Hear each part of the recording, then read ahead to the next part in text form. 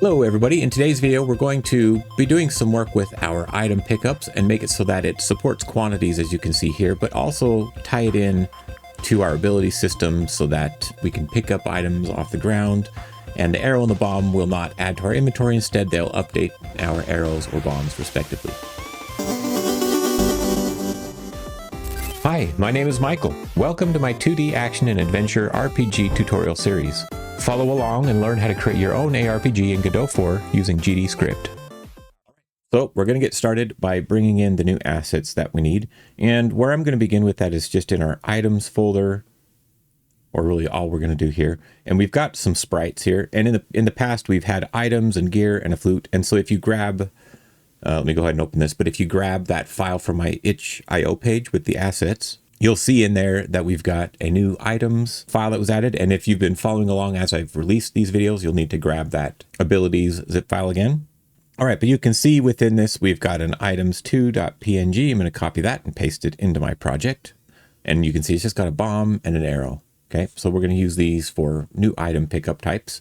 And I'm going to go ahead and create the new items. So we've got, whatever, apple, gem, etc. I'm going to just duplicate apple and I'm going to call this arrow and open that. There we go. Change the name to arrow. And we're not going to be displaying these items in our inventory, so we don't really need a description on these. So I'm just going to go ahead and clear that.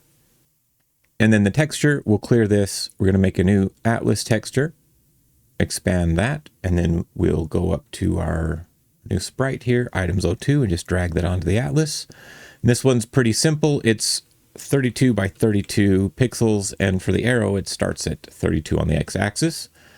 Okay, and now I can go ahead and just duplicate the arrow, and we'll call this bomb.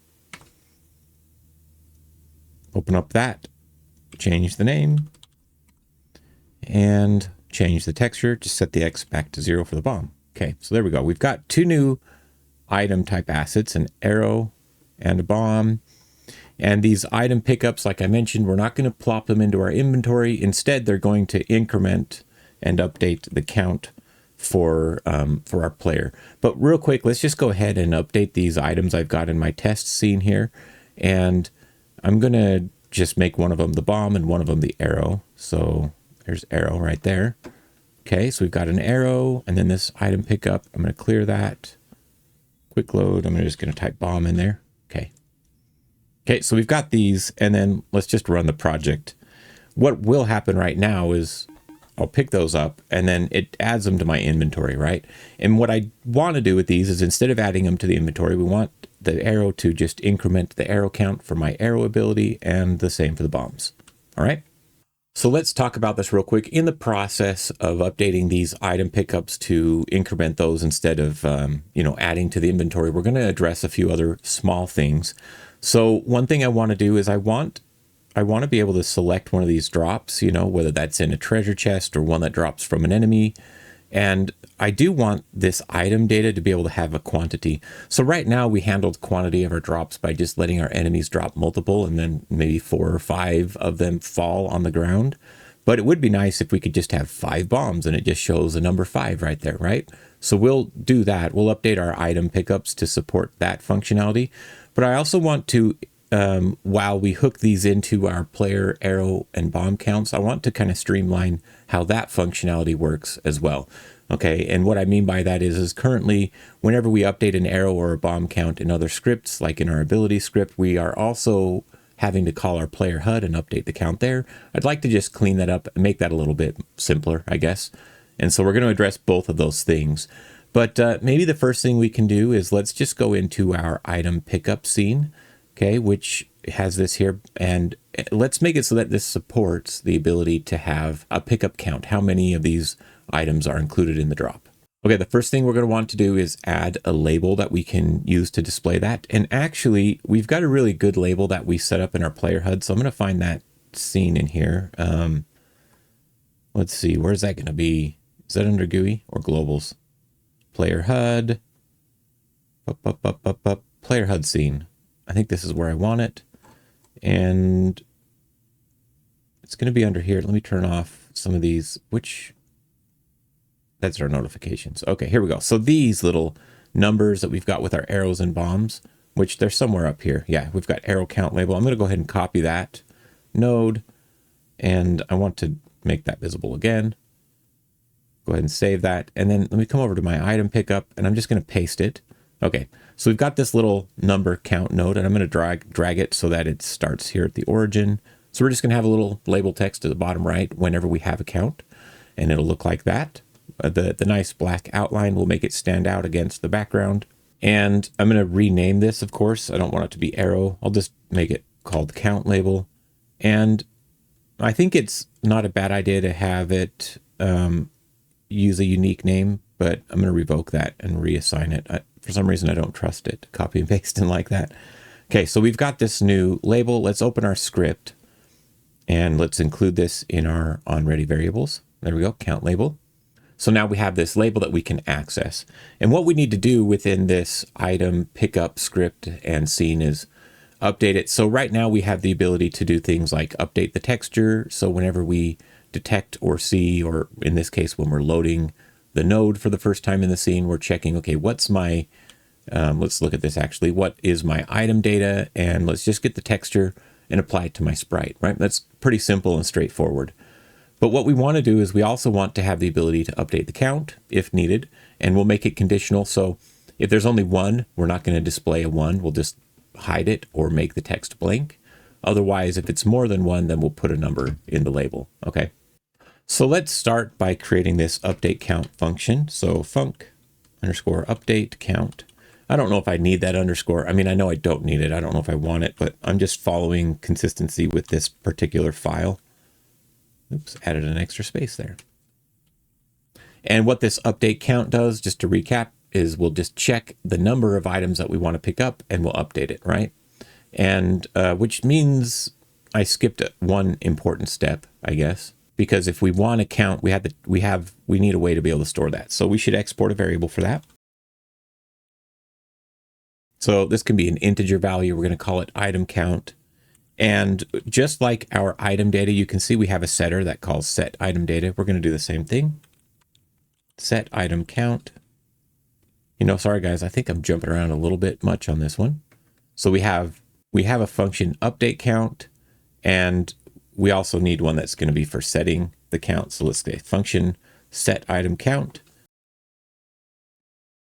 And what this set item count is going to do is it's going to take in the value, which is an integer, right? And so we just need to set that and then call our update count function. So we'll just say, you know, item count equals value, because that's obviously what we want to do when we're updating that value.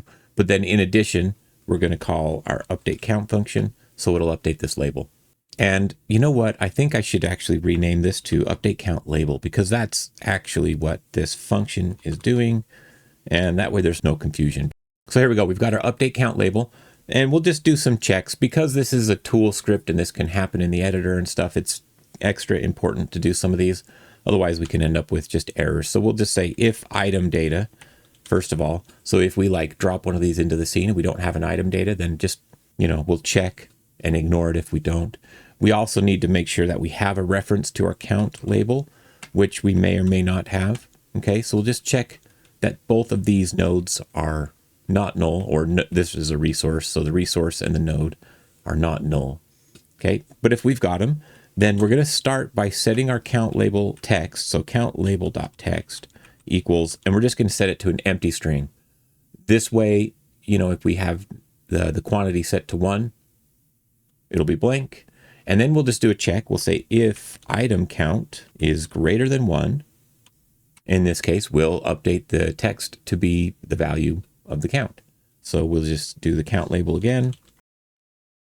And here, because our count is an integer, but the text needs to be a string, we'll just say string, and then we can pass in our item count.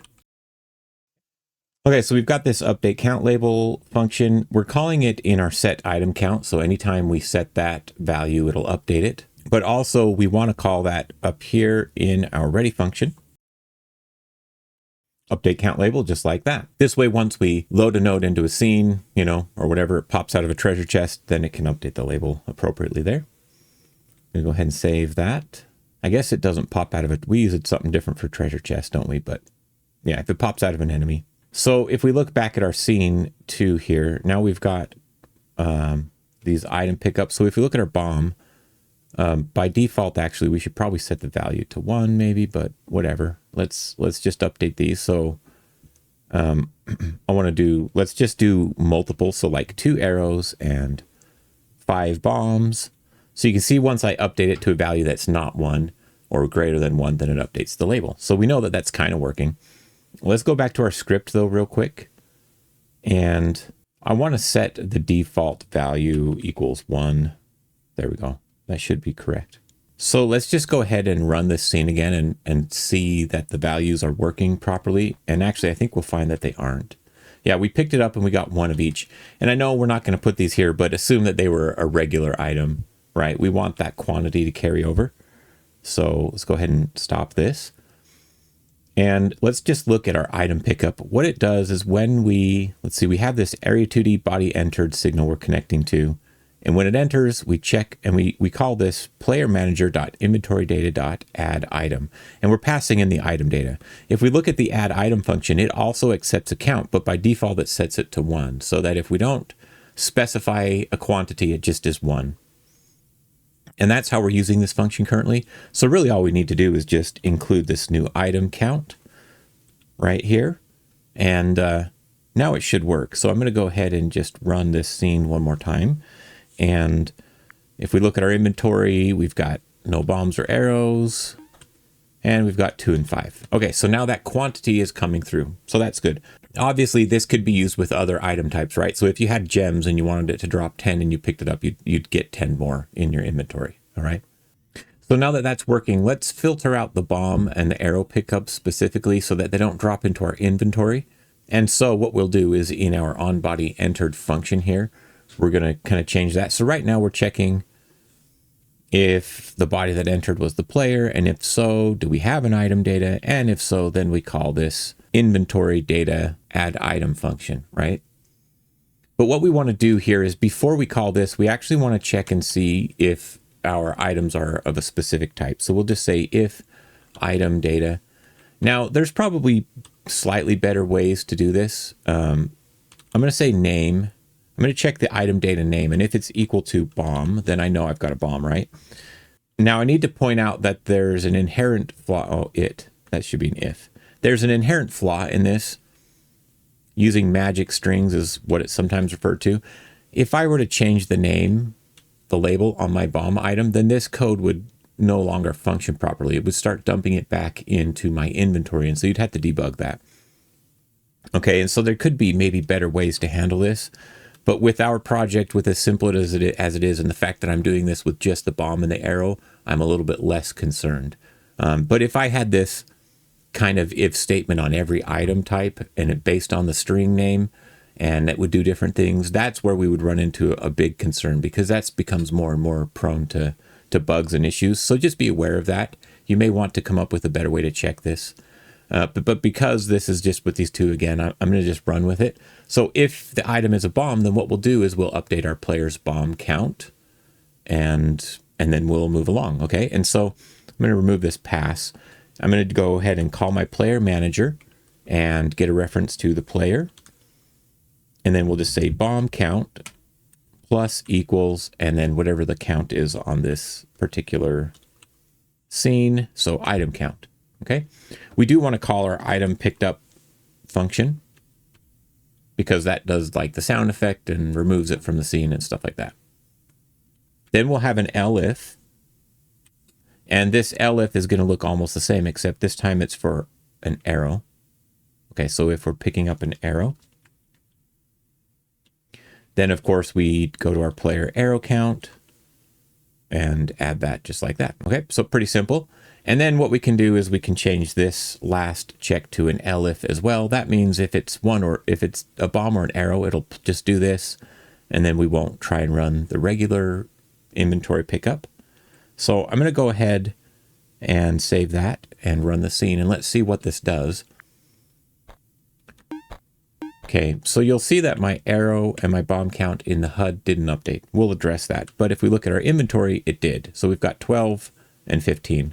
okay, which corresponds, right? We had 2 arrows and 5 bombs, started with 10, do the math, there you go. So that's kind of working now, pretty simple and straightforward. And it didn't add them to our inventory. If we had another item type there, it should still add. In fact, maybe what we want to do is just double check that we didn't break that just to be safe. So I'm going to duplicate one of these item pickups and I'm going to change it to, here, let's just clear this, quick load, and we'll just make it a gem. And we'll set the gem count to 99. And we'll go ahead now and run that scene and we'll pick these up. So nothing in my inventory, 10 arrows, 10 bombs. Okay, 99 gems. Okay, so there we go. Now we've got the ability to pick up multiple items, which isn't the main focus of this video, but contributes to its success, I think, to making this a good feature. But there we go. Make sure you've got that working and then we'll move on to the next step. Okay, the next piece of the puzzle is that we need it to update the count in our player HUD, right? And just to demonstrate this one more time, and let's talk about this, because we're also going to streamline this. So right now, if I have an arrow and I fire it, it's decreasing. And then when I pick up an arrow, it should go up, right? I mean, it is in our inventory, but it's not reflecting in our HUD. If I fire one, now it's picking up the correct amount because I picked up 2, so it went to 10 and fired 1. Now I'm at 9. So it works.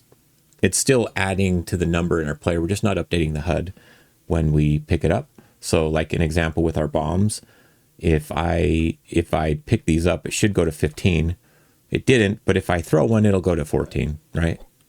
So it's kind of working. But I also want to clean up that code because let's just look at this real quick. If I go to my scripts and I search for update, what is it called? Update bomb count or something like that. Yeah, here we go. So you can see that in my player abilities, I'm updating the bomb count here. Am I really only doing, oh, I'm doing it twice. Yeah. Okay, good. And then after we decrease it, we're updating the player count. That's kind of lame because I don't want to have to call this in here really. I just would like to be able to subtract the count and have the HUD updated. So I'm going to go ahead and just delete this. And we'll do the same with our arrow. So where's our arrow ability? Bow ability. Oh gosh. Let's remove this update arrow count. Okay, so we're going to update the value in the player, and then we'll let the player send the message to the HUD. Okay. So right now we've broken the functionality a tiny bit because now it doesn't update when we use items, and eventually I'm going to run out of arrows, right? I'm out, no more arrows, but my HUD still says I have 10. There we go. It works in the inventory. So we're going to go into our player script, and we're going to update the variables in here and add some new functionality. So what we'll do is we'll just come in here to our arrow count and bomb count. And after we declare them, we're going to add :set equals, and we'll add some new functions for these, okay? And I do like to use underscores for these types of functions because they're not intended to be called from any other script. So we've got set arrow count is what we'll call this one without the parentheses. I'm going to go ahead and copy that additional text and paste it down here. We'll just call this one set bomb count. And now let me just copy this name. Obviously, we're getting a warning or an error here because those functions don't yet exist. But we'll just drop down to the bottom and we'll add the new function. So first, we've got our function for set arrow count and it'll return void. Now this will have a value that comes through, so it needs to accept that argument. So the value, oh boy, will be an integer because that's what the variable type is. We will copy this, paste it here, and this one will be set bomb count. All right, so now we've got our new functions. Every time, what this means, as a reminder, refresher if it's been a while, every time we update arrow count, it will, instead of just updating the value, it's going to call this function, and this function is going to tell the script how to update the value, okay? And so you could use this to say different things, you know, if you wanted to change addition to multiplication and really confuse your code, you could do that. But really what we want to use it for is to make it so that we can update the value and then call additional functionality in addition to it. So what this looks like then is we've got our set arrow count here. We'll just go ahead and we need to update that arrow count value, otherwise it's not going to. So arrow count equals value, which seems silly or obvious. Okay. So whatever the value we're changing it to is, we'll just set it. And then what we can do is we can call our PlayerHud and tell it to update the player or the arrow count. So we'll say PlayerHud dot update arrow count, and then we could just pass in the value here as well. Okay, pretty straightforward. And then for setting our bomb count, it's the same thing except all the bomb variations, right? So we've got bomb count equals value, and then we've on our PlayerHud we also have a what is it, set bomb count or something like that. What is it? A set or update? Yeah, update bomb count, and we'll pass in the value. Now, if I've caught all the spots, this should start working pretty magically. So right now I've got 10 arrows.